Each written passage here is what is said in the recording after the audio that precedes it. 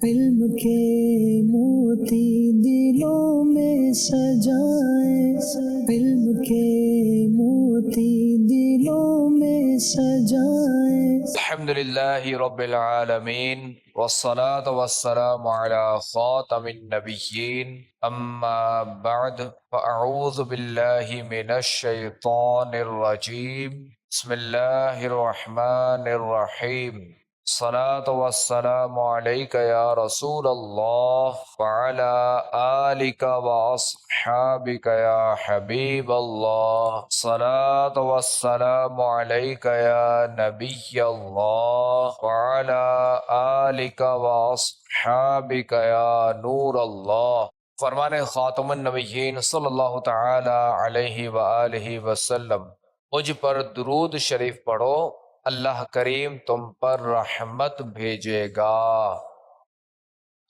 صلو علی الحبیب صلی اللہ صلی اللہ تعالی علی علی محمد صلی صلی اللہ تعالی علیہ وآلہ وسلم۔ محمد علی حمزہ طاری فیضان مدینہ سانگلہ ہل۔ خلیفہ میرے رسول کی بارگاہ میں عرض یہ ہے، دعائے قنوت یاد ہونے کے باوجود وطر میں کوئی اور دعا جو حدیث مبارک سے یا نبی پاک صلی اللہ تعالی وسلم سے ثابت ہو، کیا وہ پڑھ سکتے ہیں؟ جائز ہے، اگر وہ پڑھیں گے تو اس سے نماز میں کوئی فرق تو نہیں پڑے گا؟ نماز ہو جائے گی۔ نماز میرا سوال یہ ہے کہ اگر امام صاحب جماعت کروا رہے ہیں اور جماعت کے درمیان ان کا وضو ٹوٹ گیا ہے تو ان کا کیا عمل ہونا چاہیے ان کے بارے میں؟ وہ سلام پھیر دے، اتنا کہ لوگوں کو پتہ چل جائے کہ ان کو یہ وہ نماز یہ ختم ہو چکی ہے، اور وضو کرنے چلے جائیں۔ ورنہ تو احکام تو ہے خلیفہ بنانے کے، مگر چونکہ یہاں لوگوں کو یہ مسئلہ پتہ نہیں ہے، وہ پھر آزمائش ہو جائے گی، تو ہے یہی کہ وہ سلام پھیر دے اور وضو کرنے چلے جائیں، اور وہاں اگر کوئی موجود ہے اہل تو اس کو وہ کھڑا کر دیں اور وہ ان کی جگہ نماز پڑھا دے۔ جب امام کا وضو ٹوٹ جائے تو جس کو امام نے خلیفہ بنانا ہے اس خلیفہ کا امام کے مصلی پہ آنا ضروری ہے، یا پہ جہاں بھی ہو وہیں پہ وہ آگے آ جائے تو جماعت کروا سکتا ہے؟ نہیں، امام کے مصلی پر آئے گا۔ میرا جانشین عطار سے یہ سوال ہے کہ اگر کوئی دکاندار ہے، اس کے پاس کوئی کسٹمر آتا ہے اور 700 روپے کی خریداری کرتا ہے اور 1000 روپے کا نوٹ دیتا ہے اور 300 روپے واپسی لے جانا وہ بھول جاتا ہے، اور دکاندار بھی اس یاد نہیں ہوتا اس وقت، جب وہ کسٹمر چلے جاتا ہے تو پھر اس کو یاد آتا ہے یار 300 روپے تو اس کے رہ گئے، اب اس کا گھر بھی نہیں پتا، تو ایسی صورت میں وہ کیا کرے گا؟ جواب عنایت فرمائیں۔ وہ یہی کہ 300 روپے وہ سنبھال کے رکھے گا، اس کو ایک کھاتے میں لکھ لے گا، اس کو ڈھونڈے گا، اس کی تلاش کرے گا، اس کو جو نا وہ رکھنا پڑے گا، اس کو استعمال نہیں کر سکتا، یعنی اس کے کھاتے میں 300 روپے رکھنے ہوں گے، یعنی 1 سال بعد ہے 2 سال بعد اس کو دینے ہوں گے۔ میرا آپ سے سوال یہ ہے کہ اگر کوئی نبی کریم صلی اللہ علیہ وآلہ وسلم کی سیرت کے حوالے سے مطالعہ کرنا چاہتا ہے تو وہ بیسیکلی کن کتب کا مطالعہ کرے؟ سیرت مصطفیٰ، سیرت رسول عربی، مدارج النبوہ، آخری نبی کی پیاری سیرت۔ میرا آپ کی بارگاہ میں سوال عرض یہ ہے کہ مٹی کے جو برتن استعمال کے لیے نیو خریدے جاتے ہیں تو کیا انہیں استعمال سے پہلے پاک کرنا پڑتا ہے؟ پاک کرنا ضروری نہیں ہے، کیونکہ ہمیں پتہ کیسے چلا کہ یہ ناپاک ہے؟ یعنی کہ مٹی جیسے نیو مٹی آتی ہے، پتہ نہیں چلتا نا، جنگل کی مٹی ہوتی ہے تو وہ برتن بنتے ہیں اس سے۔ یعنی جنگل کی مٹی پاک کی ہے کہ جنگل میں اگر کہیں نماز پڑھنے کا اگر موقع ملے تو ہم کیا کریں گے؟ یا تیمم کرنا پڑا تو کیا کریں گے؟ یا پھر اس مٹی کو پاک کریں گے پھر تیمم کریں گے؟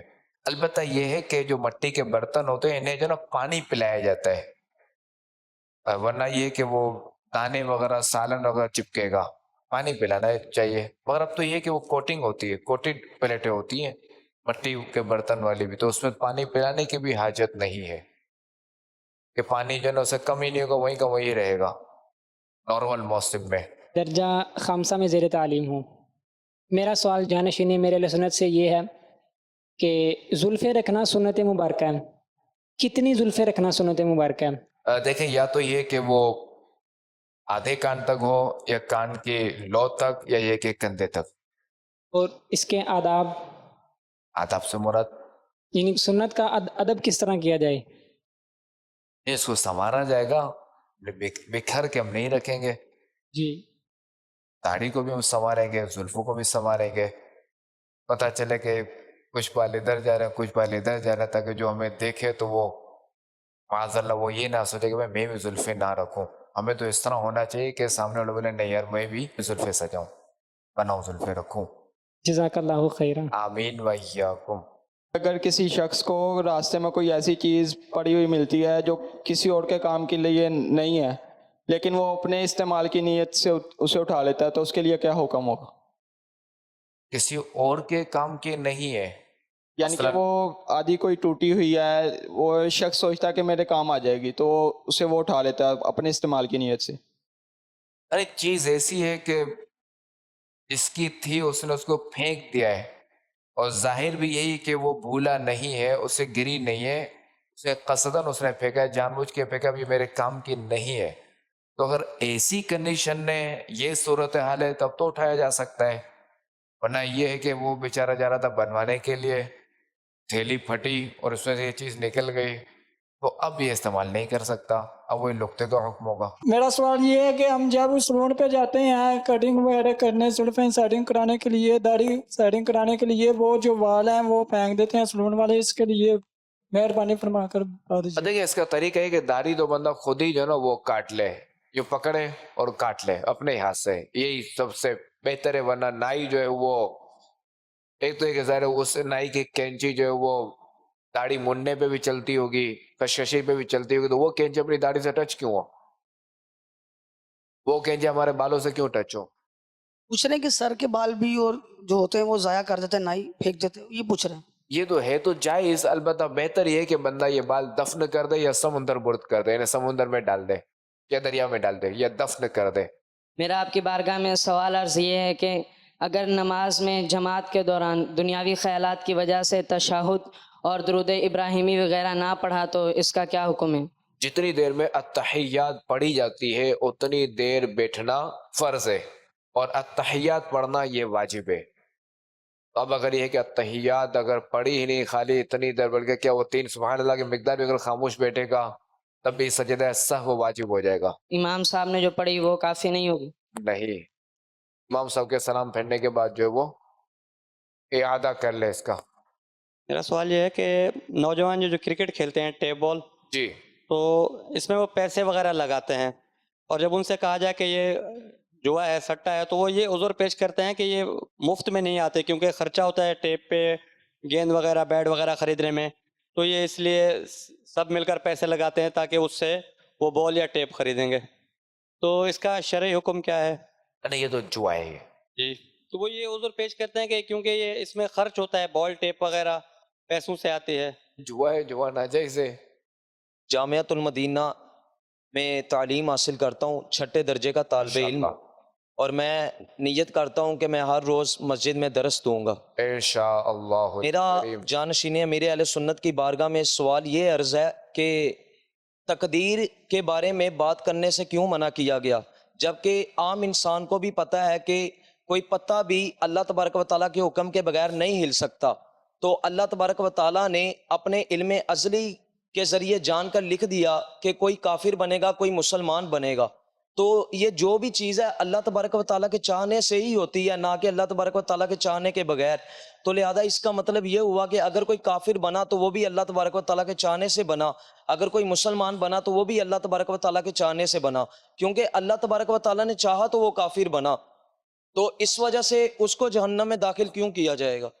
इसीलिए जो है वो रोका गया है कि इसमें जो ना तकदीर वाले मामले में बंदा बहस ना करे। इसको अब यूँ समझ लीजिए कि अल्लाह तबारक व तआला ने इंसान को इख्तियार दिया है, कुफ्र को भी अल्लाह ने बनाया है, इस्लाम भी जो है वो कुफ्र गुनाह जो है वो ज़रा मखलूक है ना गुनाह। अच्छा अब ये है कि अल्लाह तबारक व तआला ने अपने इल्म से जाना कि ये बंदा, ये शख्स जो है वो अबू जहल जो है ना ये कुफ्र पे रहेगा, ठीक है। अब उसकी तकदीर अब लिख दिया गया कि ये कुफ्र पे मरेगा, कुफ्र पे रहेगा। اب یہ ہے کہ لکھنے سے یعنی ایسا نہیں ہے کہ لکھنے سے جو نا یہ کفر پہ مرا، یہ ایسا کرنے والا تھا تو لکھ دیا گیا. جیسے دواؤں پہ جو نا وہ تاریخ لکھی تھی نا، ایکسپائری ڈیٹ لکھی ہوتی ہے. اب کیا یہ جو دوا جو ہے یہ ایکسپائر کیا یہ تاریخ لکھنے کی وجہ سے ہوتی ہے یا ایکسپائر ہونے والی تھی اس لیے لکھ دیا گیا؟ ایکسپائر ہونے والی تھی نا تو یوں ہی سمجھ لیتے اس کو.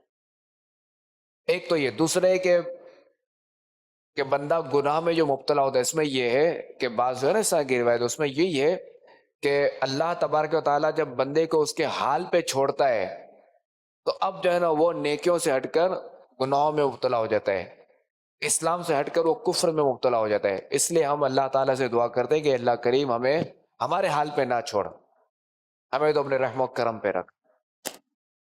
کہ ظاہر ہے کہ جس کو بھی اللہ تعالیٰ نے اپنی ناراضی کی وجہ سے اس کے حال پہ چھوڑا تو وہ ہلاک ہوا، کہ وہ دوست شیطان پر اس کو یوں کھلونا بنائے گا، یوں گھمائے گا.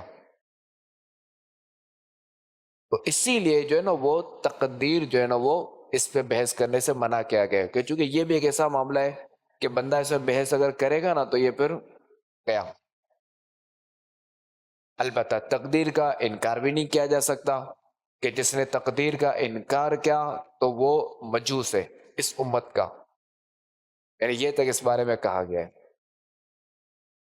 اللہ کریم ہمارا ایمان سلامت رکھے، خاتمہ بالخیر فرمائے. تو لہذا یہ کبھی بھی نہیں کہنا چاہیے کہ جو کافر ہوا وہ اللہ کی رضا سے ہوا، کہ وہ یعنی اللہ نے چاہا تو کافر ہوا.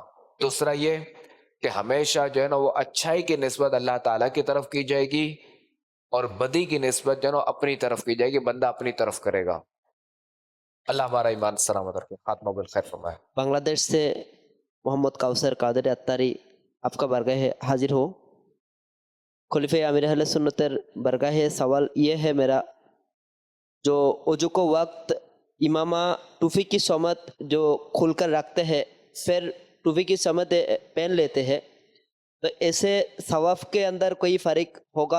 اصل میں یہ ہے کہ امامہ پہننا تو وہ کہلائے گا، اگر کوئی اتارتا ہے یوں پہنتا ہے تو البتہ وہ فضیلت اس کو نہیں ملے گی کہ ایک ایک پیج کھولنے پر جو نا وہ ایک ایک گناہ مٹے گا، ایک ایک گناہ معاف ہوگا، اور ایک ایک پیج باندھنے پر ایک ایک نیکی ملے گی. میری خلیفہ امیر علیہ سنت کی بارگاہ میں یہ عرض ہے کہ آپ یہ بتائیں کہ آپ کی نظروں میں امیر علیہ سنت کی کوئی کرامت ظاہر ہوئی ہو، بہت ساری ہوئی ہوں گی، ان میں سے کسی ایک کرامت کے بارے میں بیان فرما دیں.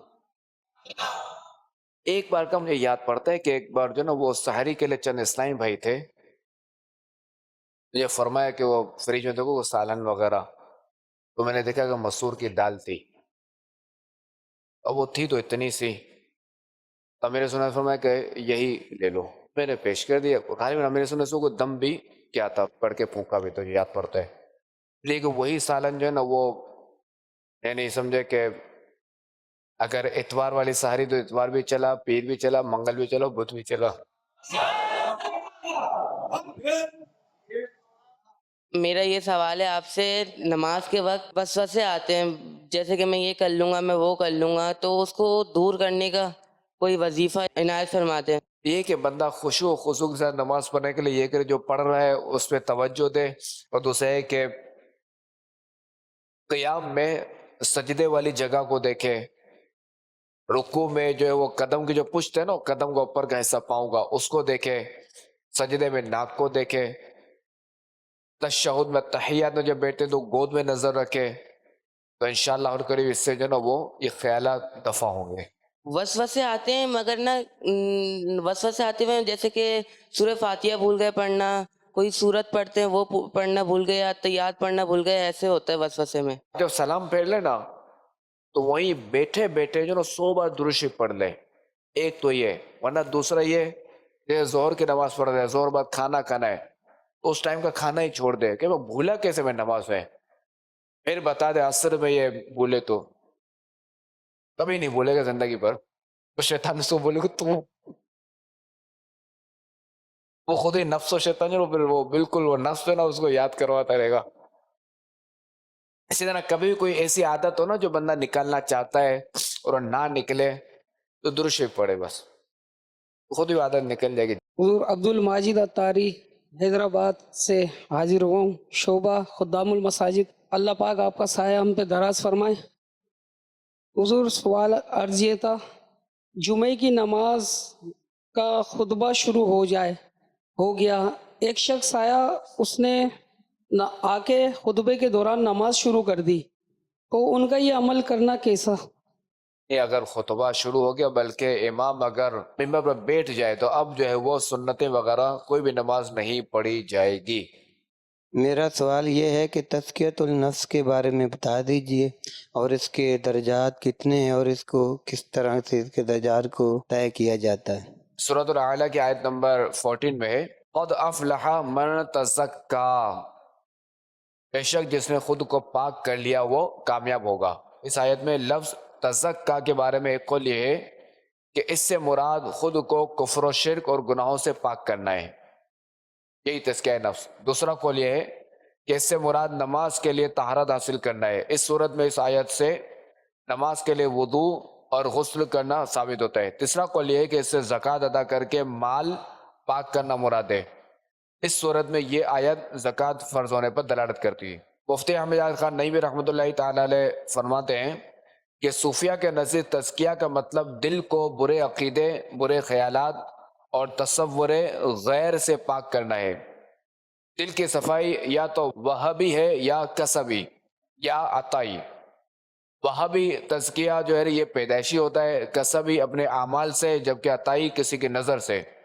جیسے بادل اور سورج دور رہتے ہوئے بھی گندی زمین کو پاک کر دیتے ہیں، ایسے ہی اللہ والوں کی نظر دور سے بھی گندے دلوں کو پاک کر دیتی ہے۔